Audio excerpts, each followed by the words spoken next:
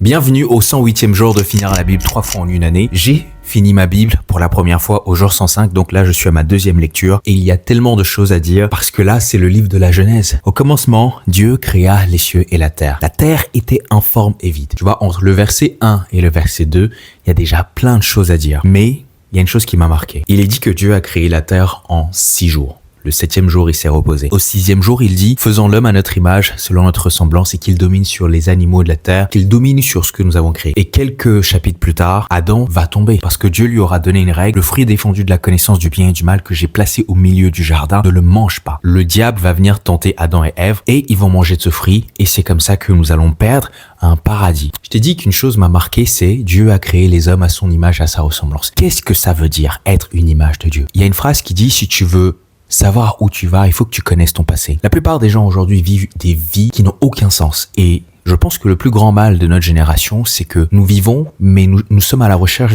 de sens, mais nous n'en trouvons pas dans notre quotidien. C'est normal, c'est parce que l'athéisme a grandi de telle sorte qu'on nous dit qu'en fait nous descendons du singe, qu'en fait nous sommes arrivés là par hasard, de telle sorte que si c'est ton passé, c'est par hasard, tu vas vivre dans le présent une vie qui n'a aucun sens parce que tu n'as pas été prévu. Et à la fin, les athées se disent, il y a rien. Du coup, de rien, tu es venu et tu retournes à rien. Mais là, la Bible nous donne une grande espérance. En fait, quand tu vas dans un temple, tu trouves l'image du Dieu en question. Dans la Bible, Dieu dit, n'adorez pas les idoles. Parce qu'en réalité, nous sommes l'image de Dieu. Le temple en question, c'est l'univers tout entier. Et nous sommes l'image de ce Dieu invisible dans l'univers. Et c'est profond parce que qu'est-ce qu'une image? Qu'est-ce que ça veut dire être une image? Je t'assure que moi-même, j'ai du mal à comprendre ça pour l'instant, mais nous représentons Dieu. Et ça donne un sens à ta vie parce que nous sommes 8 milliards sur la Terre actuellement, il n'y en a pas un seul qui se ressemble. On est tous différents dans notre diversité et il y en a plusieurs qui arrivent. Dieu est tellement grand et vaste qu'en fait, chacun d'entre nous, nous manifestons quelque chose de différent pour représenter Dieu. Bien que le péché soit rentré dans le monde et que nous soyons des hommes déformés par le mal, nous sommes toujours des images de Dieu. Et les gens ne savent pas ça. Tu prends par exemple un iPhone et tu commences à taper sur un clou avec parce que tu prends ça pour un marteau. Ça va pas marcher. Donc les gens ne savent pas qu'ils sont des images de Dieu et ils vivent comme des êtres humains qui s'appartiennent. Ils pensent qu'ils s'appartiennent eux-mêmes, l'autodéterminisme. Non, ça ne marche pas comme ça. Donc c'est ce qui m'a retenu dans ma lecture. Donc là, je suis au 10e chapitre, je vais lire 10 chapitres par jour. Donc voilà, je t'encourage à finir ta Bible au moins une fois cette année. Crois-moi, en la lisant, tu vas rencontrer Dieu. Et si tu veux connaître, si tu veux savoir ce qu'est une image de Dieu et comment faire vivre convenablement en tant qu'une image de Dieu,